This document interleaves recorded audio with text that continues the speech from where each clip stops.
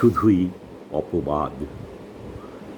রচনা ও উপস্থাপনায় আমি শ্রী শ্যাম।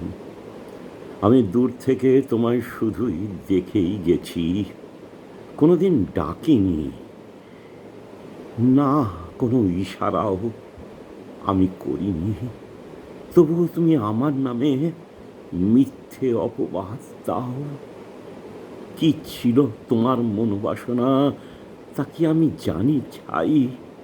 তবুও মোর বুকের ভিতর এক সমুদ্র ঢেউ দোলা দিয়ে যায়। আমি অসহায়। নিভৃত কুজনে কোকিলের কণ্ঠ বড় মধুর।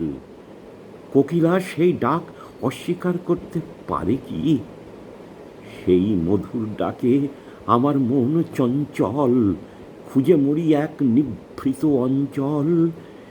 মনের কথা কই, কিন্তু বোঝে কজন? তার মধ্যে তুমিই তো সেই জন। হারিয়ে জীবনের দিশা তবু খুঁজে ফিরি একটুখানি আলোর দিশা।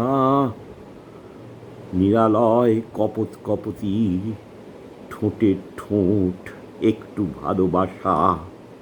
আমি উদ্দাম, আমি উন্মত্ত, একান্ত নিজের করে পাওয়ার আনন্দ বুঝিবা হারিয়ে গেছে দূর পাহাড় চূড়ায়।